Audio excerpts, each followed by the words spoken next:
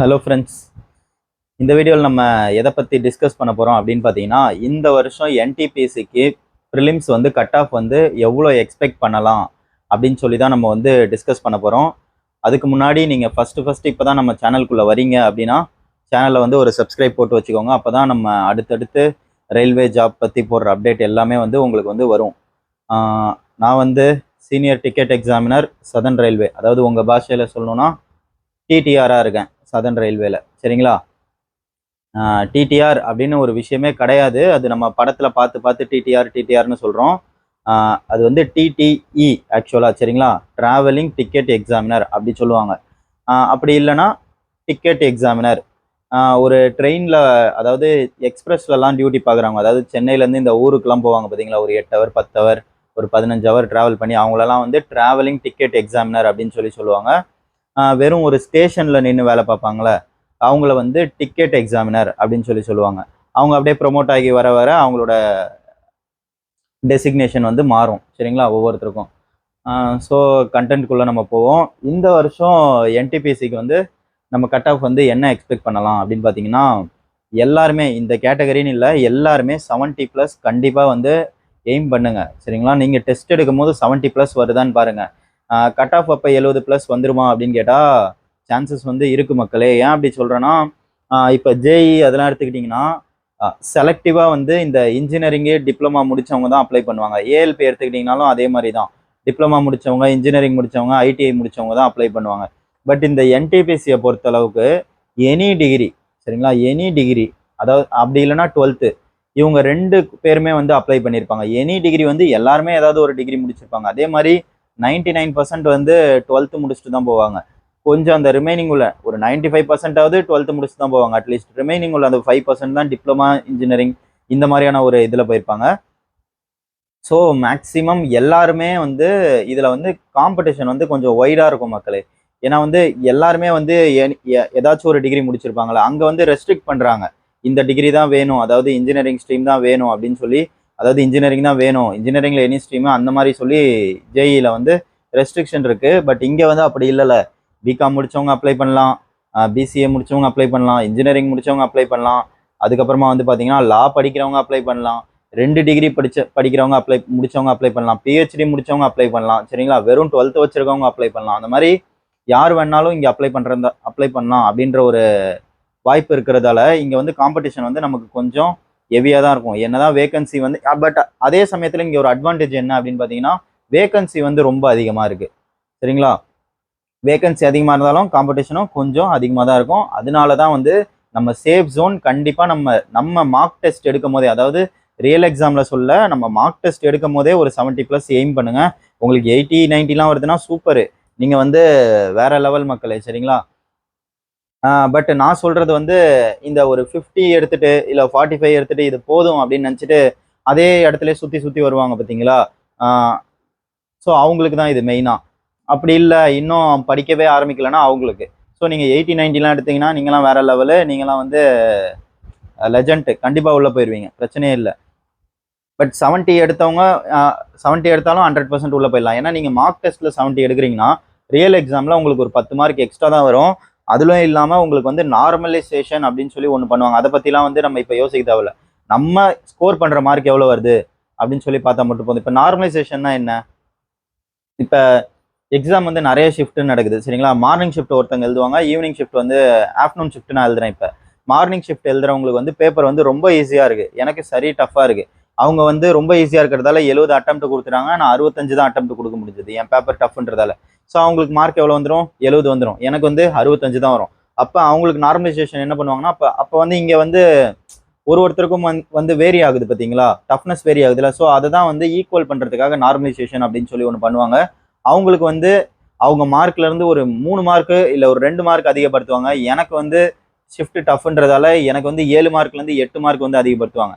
So இதை பற்றிலாம் யோசிக்க தேவையில்ல. நமக்கு இவ்வளோ ஏறும் அவ்வளோ ஏறும்ன்றதுலாம் யோசிக்க தேவையில்ல. அதெல்லாம் வந்து என்ன வேணா ஏறலாம், ஏறாமல் கூட 1 மார்க் ஏறலாம், 10 மார்க் ஏறலாம், அதெல்லாம் நம்ம கையில் இல்லை. அதை வந்து வச்சு நம்ம கணக்கு பண்ணக்கூடாது. நம்ம எடுக்கிறதே வந்து ஹை லெவலில் 70+, 70 எடுத்துடணும் கண்டிப்பாக. அந்த மாதிரி போங்க. சரிங்களா? ஈவன் நீங்கள் ஒரு ரொம்பவே சான்சஸ் கூட இருக்குது. நீங்கள் ஒரு 55 எடுத்தால் கூட ஒரு நார்மலைசேஷன்லாம் ஆகி நீங்கள் உள்ளே போகிறதுக்கான சான்சஸ் வந்து ஒரு அதிகமாக இருக்குது. பட் வந்து நம்ம ஏன் அப்படி எய்ம் பண்ணோம் 50-55 எய்ம் பண்ணி ஜஸ்ட்டில் நம்ம வெளியே போயிடக்கூடாதுல, நம்ம நல்லா நம்மளோட எய்மே பயங்கரமாக வைக்கலாமே சரிங்களா. நம்ம சரி இந்த ஸ்கோரை வந்து நம்ம எப்படி அட்டைன் பண்ணுறது, எப்படி எடுக்கிறது அப்படின்றத பற்றி பேசுவோம். ஈஸி தான் மக்களே. ஏன் ஈஸி தான் அப்படின்னு சொல்கிறேன்னா, ப்ரிலிம்ஸில் வந்து உள்ளே போகிறது ஈஸி தான் சரிங்களா. ப்ரிலிம்ஸில் வந்து ஒரு போஸ்டிங்க்கு வந்து 15 பேர் எடுக்கிறாங்க, 1:15 ரேஷியோவில் எடுக்கிறாங்க. ஸோ ஈஸியாக உள்ளே போயிடலாம். நீங்கள் அவங்க வைக்கிற கட் ஆஃபை எடுத்தால் போதும் நீங்கள் உள்ளே போயிடலாம். மெயின்ஸில் தான் வந்து நம்ம வந்து அவங்க வைக்கிற கட் ஆஃபோட கொஞ்சம் அதிகமாக வைக்கணும் சரிங்களா. அப்போ தான் வந்து நமக்கு அதுக்கப்புறம் டிவி மெடிக்கல்லாம் இருக்குது. ஸோ மெயின்ஸில் வைக்கிற கட் ஆஃபோட கொஞ்சம் எய்ம் பண்ணி நல்லா வச்சிங்கன்னா உங்களுக்கு கொஞ்சம் சேஃபு. இந்த மார்க்கை நம்ம எப்படி எடுக்கலாம் அப்படின்னு பார்த்தீங்கன்னா, முதல்ல ஆப்டி ரீசனிங் செம்ம ஸ்ட்ராங் பண்ணிடுங்க. எது கேட்டாலும் அட்டன் பண்ணணும், அந்த மாதிரி ஸ்ட்ராங் பண்ணிடுங்க. ஆப்டி ரீசனிங் மேக்ஸிமம் ப்ரிலிம்ஸில் எல்லாமே போடலாம், அந்த மாதிரி தான் பேப்பரே இருக்கும். மெயின்ஸில் தான் வந்து ஓரளவுக்கு கொஞ்சம் விடுற மாதிரி இருக்கும், டஃப்பாக கொஞ்சம் சில கொஸ்டின் வந்து டஃப்பாக வைப்பாங்க. ப்ரிலிம்ஸில் வந்து அந்த மாதிரி இருக்காது. மேக்ஸிமம் 90% கொஸ்டின் வந்து அட்டன் பண்ணுற மாதிரி தான் இருக்கும். ஆப்டி ரீசனிங்கை வச்சே நம்ம வந்து ஒரு 55+ ஆப்டி ரீசனிங்கை வச்சே நம்ம ஸ்கோர் பண்ணிடணும் சரிங்களா. அப்படி இல்லைனா ஒரு கண்டிப்பாக 55+ எடுக்கணும். மேக்ஸிமம் ஆப்டி ரீசனிங்கில் ஃபுல் மார்க் எய்ம் பண்ணால் தான் உங்களுக்கு வந்து இந்த ரேஞ்சிலையாவது வரும் சரிங்களா. ஸோ இந்த ரேஞ்சில் ஆப்டி ரீசனிங் வந்து எய்ம் பண்ணிவிட்டு ரிமைனிங் இருக்குது பார்த்தீங்களா. ரிமைனிங் நம்ம என்ன பண்ணணும் அப்படின்னு பார்த்தீங்கன்னா, கரண்ட் அஃபேர்ஸ் பாருங்கள், சயின்ஸ் பாருங்கள். இந்த 2 சப்ஜெக்டில் கொஞ்சம் கான்சன்ட்ரேஷன் அதிகமாக பண்ணுங்கள். கரண்ட் அஃபேர்ஸ் வந்து லாஸ்ட் 1 இயர் பாருங்கள். கரண்ட் அஃபேர்ஸ் வந்து 7லேருந்து 8 கொஸ்டின் வரும் சில ஷிஃப்ட்டுக்கு தான் 3-4 கொஸ்டின் வரும். இது நான் டெக்னிக்கல் கேட்டகரி அப்படின்றதால கரண்ட் அஃபேர்ஸ் நல்லாவே வரும். போன வாட்டிலாம் மெயின்ஸில் சொல்கிறேன் 8லேருந்து 9 கொஸ்டின் கிட்ட கரண்ட் அஃபேர்ஸ் 10 கொஸ்டின் கூட வந்ததுன்னு சொல்லலாம். 2019 நோட்டிஃபிகேஷன், அதாவது நம்ம வந்து 2021-22 மெயின்ஸ் எழுதியிருப்போம். அப்போ அந்த டைமில் வந்து பார்த்தீங்கன்னா கரண்ட் அஃபேர்ஸ் ரொம்பவே அதிகமாக வந்தது.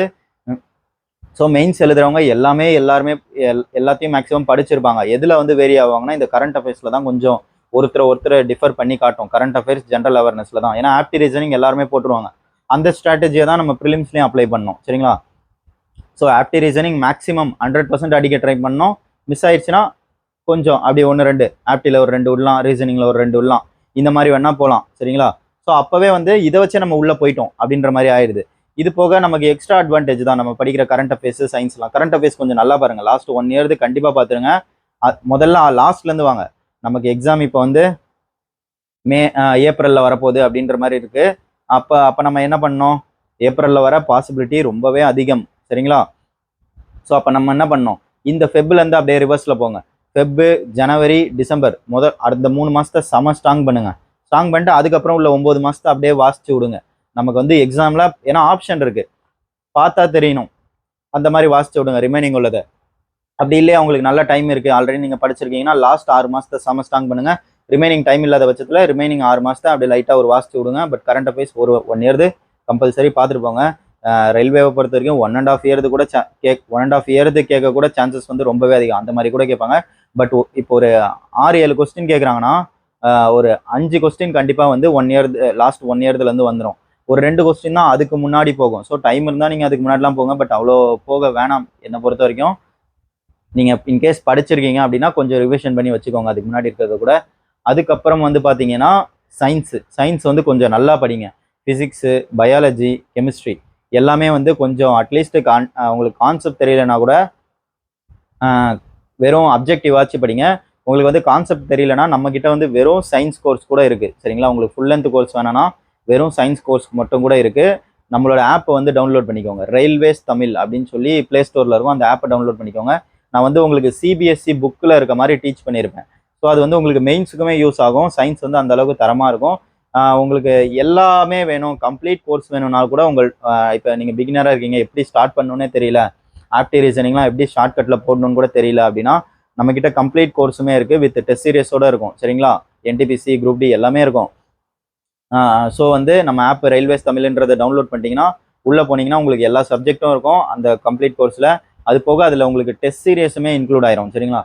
ஒரு 800+ டெஸ்ட் சீரியஸ் வந்து இருக்கும் அதில். இதில் வந்து ஃபுல் லென்த் டெஸ்ட் வந்து ஒரு 200, அதுக்கப்புறம் செக்ஷனல் டெஸ்ட்டு அப்படி இப்படி கொஞ்சம் எல்லா சப்ஜெக்ட்டுக்கும், ஆப்டிக் கொஞ்சம், ரீசனிங் கொஞ்சம் அப்படின்னு செக்ஷனல் டெஸ்ட் இருக்கும். ஸோ இந்த மாதிரி மிக்சடாக டெஸ்ட் வந்து இருக்கும். இது வரைக்கும் நீங்கள் ஸ்டார்ட் பண்ணல அப்படின்னா நம்ம கோர்ஸை கூட நீங்கள் வந்து ஃபாலோ பண்ணலாம். உங்களுக்கு வந்து எக்ஸாம் கிளியர் பண்ண ரொம்பவே யூஸ்ஃபுல்லாக இருக்கும். ஸோ இந்த மாதிரி தான் வந்து நம்ம வந்து படிக்கணும். இம்பார்ட்டன்ஸ் ஆப்டி ரீசனிங், அதுக்கப்புறம் கரண்ட் அஃபேர்ஸு, சயின்ஸு, அதுக்கப்புறம் ஹிஸ்ட்ரி, பாலிட்டி அதெல்லாம் உங்களுக்கு தெரியும்னா ஓகே, தெரியாதுன்னா எந்தெந்த எது இம்பார்ட்டன்ட் லெசன்னு இருக்குது சரிங்களா, அந்த லெசன் மட்டும் லூசென்ட்டில் பார்த்துக்கோங்க. அப்படி இல்லைனா ஃபேக்ட் கூட அப்ஜெக்டிவ் கூட பார்த்துட்டு போங்க. ப்ரிலிம்ஸ்க்கு அந்த லெவலுக்கே போதும். மேக்ஸிமம் அப்ஜெக்டிவ் நிறைய பாருங்கள். ஹிஸ்ட்ரி, பாலிட்டிக்லாம் கூட உங்களுக்கு கண்டென்ட் படிக்க முடியும் அப்படின்னா கண்டென்ட் படிங்க. அதுக்கப்புறம் என்ன சொல்லணும் அப்படின்னு நினச்சேன்னா, மேக்ஸிமம் வந்து படிக்கிறத வந்து கொஞ்சம் பிரிஸ்காக இருக்கிற நேரத்தில் வந்து நீங்கள் வந்து சோம்பேறித்தனம் படாமல் படித்து முடிச்சிருங்க. இப்போ நீங்கள் காலையில் தூங்கி எந்திரிக்கிறீங்க அப்படின்னு வச்சுக்கோங்களேன். அப்போ வந்து ஒரு 2 ஹவர், ஃபஸ்ட்டு 2 ஹவர் வந்து நீங்கள் வந்து ஆப்டியோ, ரீசனிங்கோ இல்லை சயின்ஸோ ஏதோ ஒன்று ஃபஸ்ட்டு 2 ஹவர் எந்திரிச்சோடனே இங்கே அங்கே சுத்தாமல் முதல்ல படித்து முடிச்சிருங்க. அதுக்கப்புறம் ஒரு பிரேக் எடுங்க. அதுக்கப்புறம் மறுபடியும் கொஞ்சம் பிரேக் எடுத்துட்டு அகைன் உட்காருங்க. இந்த மாதிரி காலையிலேருந்து நைட்டு வரைக்கும் இனிமே உள்ள நாளில் வந்து பிளான் போட்டு படிங்க. கண்டிப்பாக வந்து உள்ளே போயிடலாம் சரிங்களா. ஏன்னா இது வந்து சாதாரண போஸ்டிங் இல்லை, ரொம்பவே நல்ல போஸ்டிங். என்டிபிசின்றது super posting. உங்களுக்கு வந்து ஓப்பன் லைன்லேயும் இருக்குது வேலை, அப்படி இல்லைனா டிவிஷனல் ஆஃபீஸில் வேலை இருக்குது. ஸோ ஆஃபீஸ் ஒர்க் வேணுனாலும் ஆஃபீஸ் ஒர்க் இருக்குது அதில். ஸோ ஓப்பன் லைன் வேலை, அதாவது இந்த மாதிரி டிடிஇ இல்லைனா புக்கிங் ஆஃபீஸு சரிங்களா, கூட்ஸ் கார்டு, ஸ்டேஷன் மாஸ்டர், இந்த மாதிரி ஓப்பன் லைன் போஸ்டிங்கும் இருக்குது. அப்படி இல்லைனா வந்து ஆஃபீஸில் நான் சிஸ்டம் முன்னாடி உட்காந்து தான் வேலை பார்க்க ஆசைப்பட்றேன்னா அக்கௌண்டன்சி போஸ்ட் இருக்குது, கிளர்க்கு போஸ்ட் இருக்குது, அதாவது senior clerk cum typist, junior clerk cum typist சரிங்களா. இந்த மாதிரியான போஸ்டிங்லாம் வந்து எக்கச்சக்கமாக இருக்குது. நமக்கு பிடிச்ச போஸ்டிங்கை நம்ம ஃபஸ்ட்டு ப்ரிஃபரன்ஸாக கொடுத்து அப்ளை பண்ணி வச்சுருப்போம் சரிங்களா.